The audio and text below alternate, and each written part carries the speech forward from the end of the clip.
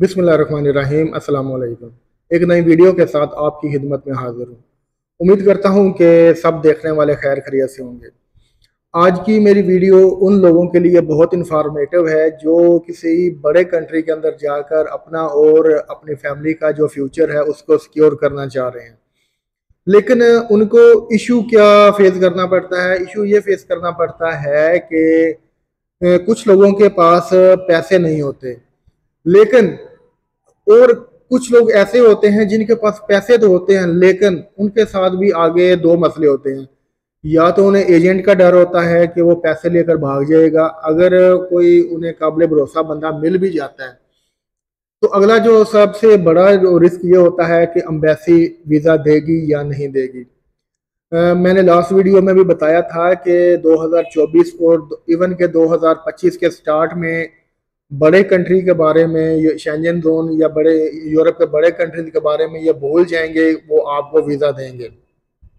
95% chances ये हैं कि आपको वीज़ा ग्रांट नहीं होगा। आज की वीडियो के अंदर हम एक ऐसे बड़े कंट्री के बारे में बात करने जा रहे हैं जो अगर देखा जाए तो पाकिस्तान से तकरीबन 200 साल आगे की ज़िंदगी जी रहे हैं। वहाँ पर बहुत ज़्यादा पैसा है, वहाँ पर बहुत ज़्यादा अपॉर्चुनिटीज़ हैं। अगर मैं ये कहूँ कि ये कंट्री यूएसए को भी क्रॉस करता है तो कुछ मानों में ये बात बिल्कुल ठीक होगी, इसमें कोई गलत बात नहीं होगी। एक चीज़ आपको स्टार्ट में बताता चलूँ कि आज से 2-3 साल पहले तक इस कंट्री की वीज़ा रेशो बहुत ज़्यादा ख़राब थी। रिफ्यूज़ल बहुत ज़्यादा आ रहे थे और इनविटेशन लेटर के बगैर आप विज़िट वीज़ा भी इवन अप्लाई नहीं कर सकते थे। लेकिन अभी हाल ही में रिसेंटली यानी कि इस साल के एंड या 2023 में इस कंट्री ने पाकिस्तानियों के लिए विजिट वीज़ा अप्लाई करने के लिए इनविटेशन की जो कंडीशन थी उसको ख़त्म कर दिया है।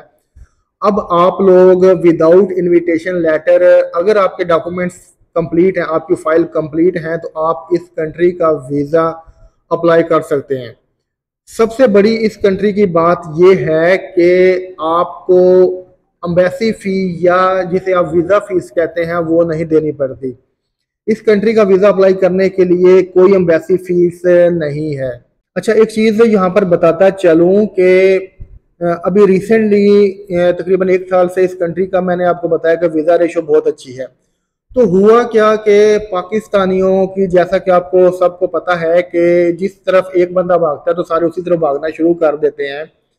इन्होंने धड़ाधड़ इस कंट्री का वीज़ा अप्लाई करना शुरू कर दिया, इस चीज़ को देखे समझे बगैर कि ये कंट्री वीज़े तो दे रहा है लेकिन उन्हीं लोगों को दे रहा है जो उसकी रिक्वायरमेंट्स पर, जो उसके जो रिक्वायरमेंट्स लिस्ट दी हो या उसके मुताबिक जिसकी फ़ाइल कंप्लीट है, उन्हीं लोगों को ये वीज़ा दे रहा है। लोगों के बैंक स्टेटमेंट है या नहीं है, डॉक्यूमेंट्स कंप्लीट हैं, टैक्स रिटर्न है या नहीं है, जो भी यानी कि जो रिक्वायर्ड लिस्ट है उसको चेक एंड किए बगैर, फुलफिल किए बगैर लोगों ने वीज़ा अप्लाई करना शुरू कर दिया और लाइनें लग गई। अब इन्होंने ये क्या कर दिया है कि डायरेक्ट एम्बेसी में जो लोग जाकर वीज़ा अप्लाई करते थे उसको एक्सेस को ख़त्म कर दिया। अब उन्होंने वीएफएस यानी कि पाकिस्तान के अंदर जैरीज के साथ कॉन्टैक्ट कर दिया है। जैरीज ऑफिस में आपने अपॉइंटमेंट लेकर जाना है और वहाँ पर अगर आपकी फ़ाइल कंप्लीट होगी तो आपको वीज़ा मिलेगा। वीज़ा सॉरी कह रहा हूँ कि आप वो एक्सेप्ट करेंगे, अदरवाइज आपको वो रिटर्न कर देंगे कि ये डॉक्यूमेंट पूरे करके लाएं। अगर आपके डॉक्यूमेंट पूरे नहीं होंगे तो जैरीज ऑफिस से ही, चाहे वो आप इस्लामाबाद, लाहौर, कराची या जिस सेंटर में भी आप जा रहे हैं, वहाँ से आपको रिटर्न कर दिया जाएगा कि आप फाइल को कंप्लीट करके लाएं, फिर आपकी फ़ाइल जो है एक्सेप्ट होगी। ये थी कुछ बुनियादी बातें जो मैंने समझा कि आपको वीडियो स्टार्ट करने से पहले बता देनी चाहिए। उम्मीद है कि आप इन चीज़ों को समझ गए। अब हम बात करते हैं कि मैं किस कंट्री की बात कर रहा हूँ, रिक्वायर्ड डॉक्यूमेंट की लिस्ट क्या है, कैसे आपने अप्लाई करना है, इन तमाम चीज़ों पर बात करेंगे। लेकिन आगे बढ़ने से पहले आप सबसे रिक्वेस्ट है कि अगर आप चैनल पर नए हैं तो चैनल को सब्सक्राइब कीजिएगा और बेल आइकन जरूर प्रेस कर लीजिएगा। इसके अलावा वीडियो को लाइक, कमेंट और शेयर भी जरूर कर दीजिएगा।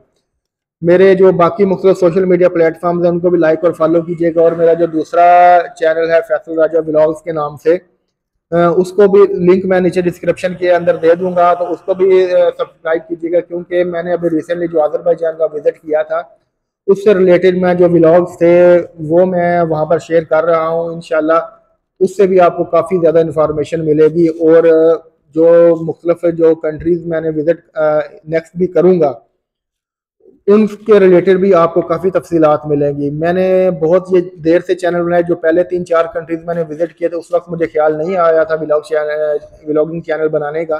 तो अब मैंने ये चैनल बनाया, उसको भी लाइक और फॉलो कीजिएगा, सब्सक्राइब ज़रूर कीजिएगा।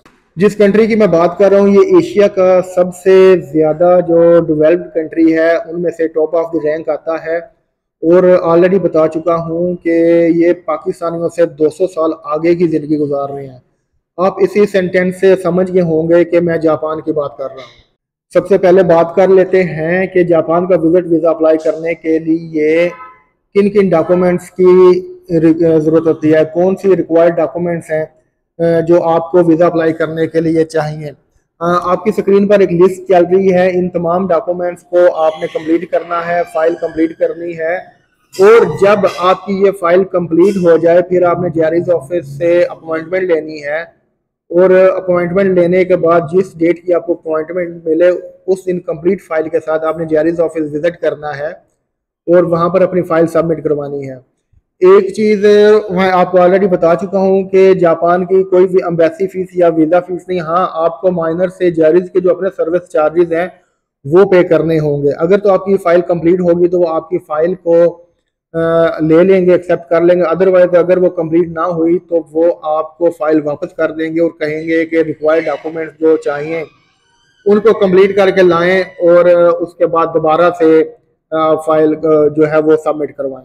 देखने में आया है कि फ्रेश पासपोर्ट पर भी रिसेंटली लोगों को वीज़ा जो है वो ग्रांट हुए हैं।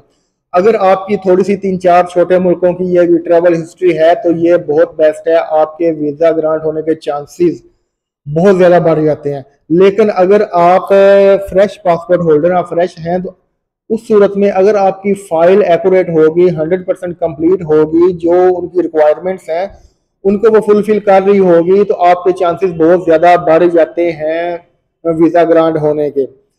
एक चीज़ ज़हन में रखिएगा कि इनकम्प्लीट फाइल को जेआरईज ऑफिस से ही आपको वापस कर दिया जाएगा, वो आपको नहीं मिलेगी। अगर बात कर ली जाए कि जापान के अंदर work visit visa work visa में कन्वर्ट होता है या नहीं होता, तो इसकी ये चीज़ को समझें कि अगर आप विजिट वीज़ा पर जाते हैं तो आपको आउट लाजमी होना पड़ेगा, यानी कि दोबारा से वर्क वीज़ा अप्लाई करके आपको जापान में जाना पड़ेगा। सबसे बेस्ट वे ये है कि आप अगर पाकिस्तान से ऑनलाइन आपको जॉब्स मिलने के चांसेस बहुत कम है, आप विजिट वीज़ा लेकर जाएं, वहाँ पर जॉब सर्च करें, अपने एम्प्लॉयर से बात करें, वो आपको ऑफर लेटर देगा, तो रिक्वायर्ड डॉक्यूमेंट्स वो देगा, तो उसकी बेस पर आप वापस आकर दोबारा वर्क वीज़ा के लिए अप्लाई करें और वर्क वीज़ा लेकर चले जाएं। सैलरी की अगर बात की जाए कि आप वहाँ पर मंथली कितनी सैलरी कमा सकते हैं, तो देखिए इसमें यह है कि जापान के अंदर जितनी ज़्यादा मेहनत करेंगे उतनी ही आपको उसका जो है ना वो आउटकम मिलेगी। यानी कि जो आप कमाना चाह रहे हैं, जितना आप सोच रहे हैं कि मैं उतना कमाना चाह रहा हूँ, आपको उतना मिलेगा। जापान और अमेरिका ये वाहिद कंट्रीज हैं दो, जो अगर कोई बंदा कहता है कि मैं माहाना 20 लाख कमाता हूँ तो वो कमा रहा है या नहीं ये अलग बात है, लेकिन ये मानने वाली बात है कि जापान और अमेरिका के अंदर हम माहाना 20 लाख भी कमा सकते हैं। मेरे बहुत से ऐसे जानने वाले हैं जो इससे ज़्यादा भी कमाते हैं अमेरिका और जापान के अंदर। तो जापान में बहुत ज़्यादा अपॉर्चुनिटीज़ हैं, इसको भी अमेरिका के बाद लैंड ऑफ अपॉर्चुनिटीज़ कहा जाता है। इनकी जो करेंसी है उसकी वर्थ बहुत कम है, लेकिन पाकिस्तानी रुपीज़ में अगर कन्वर्ट किया जाए तो आप लाखों रुपए महाना कमा सकते हैं। अगर इसकी फाइल आप खुद रेडी करते हैं तो वेल एंड गुड, इसमें कोई इतना ज़्यादा हार्ड एंड फास्ट रूल है जो वो नहीं है कि आपने ये करना है, खुद भी कर सकते हैं। लेकिन अगर आप हमारी कंसल्टेंसी लेना चाहें तो नीचे दिए गए व्हाट्सएप नंबर पर रब्ता कीजिएगा, इंशाल्लाह जो है वो आपसे के साथ जो आपको हम बेस्ट कंसल्टेंसी प्रोवाइड करेंगे, और जो हमारे से सबसे बेस्ट जो हो सका वो इंशाल्लाह आपकी फ़ाइल के साथ हम आपकी फ़ाइल कंप्लीट करके देंगे। उसके माइनर से चार्जेस होंगे, नीचे वह व्हाट्सएप नंबर पर आप कांटेक्ट कर सकते हैं। अपना वॉइस नोट या टेक्स्ट मैसेज कीजिएगा, फिर इंशाल्लाह मैं खुद आपको ना कांटेक्ट कर लूँगा। ये थी आज की वीडियो। उम्मीद है कि आपको पसंद आई होगी। अगर पसंद आई है तो चैनल को सब्सक्राइब कीजिएगा और बेल आइकन जरूर प्रेस कर लीजिएगा। इसके अलावा वीडियो को लाइक, कमेंट और शेयर भी जरूर कर दीजिएगा। अब मुझे इजाजत है, नेक्स्ट किसी अच्छे से टॉपिक के साथ आपकी खिदमत में फिर हाजिर होगा। अपना बहुत सा ख्याल रखिएगा। अल्लाह हाफिज।